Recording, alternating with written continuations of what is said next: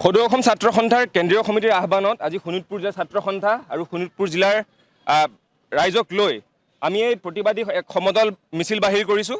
অত্যন্ত দুখৰ কথা, যিখন চৰকাৰক আমাৰ ৰাইজে বৰ আশাৰে তেওঁলোকক ভোট দি চৰকাৰ পাতিবলৈ সুবিধা কৰি দিছিলে, সেইখন চৰকাৰ এতিয়া এনেকুৱা ধৰণৰ প্ৰতিফলিত হৈছে যে এইখন চৰকাৰে ৰাইজৰ কথা চিন্তা কৰা নাই।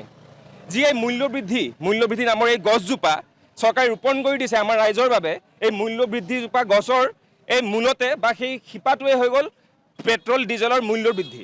পেট্ৰল ডিজেলৰ মূল্য বৃদ্ধি হোৱাৰ বাবেই আচলতে অত্যাৱশ্যকীয় সামগ্ৰীৰ দাম বাঢ়িছে। কাৰণ এটাই যে অত্যাৱশ্যকীয় দাম বঢ়াৰ কাৰণটো এটাই হৈছে যে পেট্ৰল ডিজেলৰ মূল্য যেতিয়াই বৃদ্ধি হৈছে তেতিয়াই যাতায়াতৰ দাম বাঢ়িছে। তেতিয়াই আপোনাৰ তেল, পানী, তাৰ লগতে ডিম, আপোনাৰ বিভিন্ন ধৰণৰ খাদ্যবস্তুৰ দাম বাঢ়িছে। আৰু সেইকাৰণে যেতিয়া এইবোৰ প্ৰশ্ন আমি কৰিব যাওঁ, এই প্ৰশ্ন কৰাৰ পাছত আমাৰ কেন্দ্ৰীয় চৰকাৰে আমাক কয় যে ভাই আৰু বেহেনো আপোনালোকে তেল কমাই খাব, ভাই আৰু বেহেনো আপোনালোকে প্ৰাইভেট গাড়ী নচলাব, যে ভাই আৰু বেহেনো আপোনালোকে EV চলাব। কৰিম, সেইবোৰো কৰিম, কিন্তু আপোনালোকে আমাৰ ৰাইজৰ কথা চিন্তা কৰি আপোনালোকে মূল্য বৃদ্ধি বা মূল্য নিয়ন্ত্ৰণ চেষ্টা কৰা কিয় কৰা নাই? তেওঁলোকৰ হাতত সুবিধা আছে, যদি ইচ্ছা কৰে তেওঁলোকে সুবিধা কৰি দিব পাৰে আমাক। আপোনালোকক এতিয়াও ডাটা সহকাৰে আপোনাক দিব পাৰিম যে অসম চৰকাৰে পেট্ৰল ডিজেলত ভেট এতিয়াও 24%, মানে 24% ভেট লৈ আছে। ডিজেলত 25% ভেট লৈ আছে। সেই ভেট কিয় কমাই দিব নোৱাৰে? সেয়া প্ৰশ্ন কৰিলে তেওঁলোকে আমাক কয় যে US ইৰাণৰ যুদ্ধ হৈ আছে, তেওঁলোকে হুৰমুজ পাছখন বন্ধ হৈ আছে, তেওঁলোকে হুৰমুজ পথ আৰু তাৰ লগতে US আৰু ইৰাণৰ অজুহাত দি পেলাই তেওঁলোকে দায় সাৰিব খোজে। কিন্তু তেওঁলোকে যদি ইচ্ছা কৰে, যি ধৰণে ইলেকশ্যনৰ আগত নৰেন্দ্ৰ মোদী ডাঙৰীয়াই এক্সাইজ ডিউটিত 10 টকাকৈ কমাই পেলাই পেট্ৰল ডিজেলৰ দাম কমাইছিলে, বৰ্তমান সময়ত চৰকাৰখনে কিয় নোৱাৰে? সেয়া আমাৰ প্ৰশ্ন।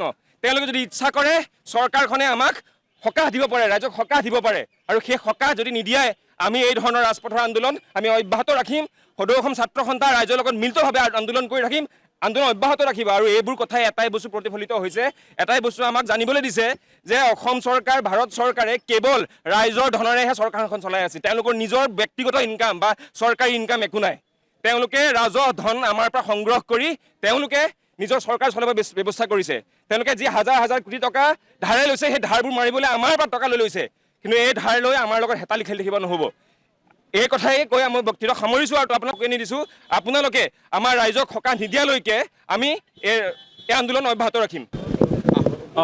সদৌ অসম ছাত্ৰ সন্থাৰ আহ্বান মৰ্মে আজি আমি সদৌ শোণিতপুৰ জিলা ছাত্ৰ সন্থাই জিলা সদৰত অত্যাৱশ্যকীয় সামগ্ৰীৰ যি আকাশলংঘী মূল্যবৃদ্ধি, সেই মূল্যবৃদ্ধি ৰোধ কৰা চৰকাৰৰ চৰম ব্যৰ্থতাৰ প্ৰতিবাদত আৰু মূল্য হ্ৰাস কৰাৰ দাবীৰে আজি আমি বিক্ষোভ সমদল কাৰ্যসূচী ৰূপায়ণ কৰি আমি প্ৰতিবাদ সাব্যস্ত কৰিছোঁ। অবাধ মূল্যবৃদ্ধিয়ে সৰ্বসাধাৰণ ৰাইজক মাধমাৰ সুধাইছে। আৰু কেন্দ্ৰতো বিজেপি চৰকাৰ, ৰাজ্যতো বিজেপি চৰকাৰ, এই ডাবল ইঞ্জিনৰ চৰকাৰ বৰ্তমান নিৰ্লিপ্ত আৰু নিৰ্বিকাৰ হৈ শুই আছে। গৃহিণীসকলে ৰান্ধনশালত যাবলৈ ভয় কৰিছে। অত্যাৱশ্যকীয় প্ৰতিটো খাদ্য বস্তু, দালি, চাউল, মিঠাতেল, গাখীৰকে ধৰি প্ৰতিটো বস্তুতে আকাশলংঘী মূল্যবৃদ্ধি। তাৰ সমান্তৰালভাৱে জীৱনদায়িনী ঔষধৰ মূল্যবৃদ্ধি হৈছে। আৰু তাৰ মূল্যবৃদ্ধি হোৱাৰ লগে লগে ৰোগী আৰু পৰিয়ালৰ মাজত এটা হাহাকাৰৰ সৃষ্টি হৈছে। কমাৰ্চিয়েল চিলিণ্ডাৰ এটাৰ দাম বৰ্তমান 3,347 টকা চুইছেগৈ, যাৰ ফলত কলেজ হওক, ইউনিভাৰ্চিটি, হোষ্টেলৰ মেছ চলাবলৈ অসুবিধা হৈছে। সৰু সৰু হোটেল, ৰেষ্টুৰেণ্ট বা পদপথৰ ওচৰত যিসমূহ চাহ দোকান আছে সেইসমূহ বন্ধ কৰি দিয়াৰ পৰিৱেশ সৃষ্টি হৈছে। তাৰ সমান্তৰালভাৱে ডিজেল আৰু পেট্ৰলৰ দাম বঢ়াই দিয়া হৈছে। সেইটো কাৰণে বজাৰ এতিয়া আকৌ পুনৰ জুই লগাব ধৰিছে, যিটো জুই এতিয়া নোমোৱাৰ কাৰণে কোনো ধৰণৰ চৰকাৰে কোনো ধৰণৰ পদক্ষেপ লোৱা নাই। আমি গৰিহণা দিছোঁ, চৰকাৰে কোনো ধৰণৰ পলিচি হাতত লোৱা নাই, কোনো ধৰণৰ তেওঁলোকৰ নিয়ন্ত্ৰণ নাই বজাৰখনত। গতিকে আমি সদৌ শোণিতপুৰ জিলা ছাত্ৰ সন্থা আমি দাবী জনাইছোঁ, অনতি পলমে সৰ্বসাধাৰণ ৰাইজক সকাহ প্ৰদান কৰক, এই আকাশলংঘী মূল্যবৃদ্ধিৰ পৰা ৰাইজক পৰিত্ৰাণ প্ৰদান কৰক, নহ'লে অন্যথা সদৌ অসম ছাত্ৰ সন্থাৰ নেতৃত্বত অনাগত সময়ত আন্দোলনৰ পন্থা আমি তীব্ৰতৰ কৰি তুলিবলৈ আমি বাধ্য হ'ম। যিকোনো খবৰৰ বাবে যোগাযোগ কৰক আমাৰ এই নম্বৰত 9181 307 221।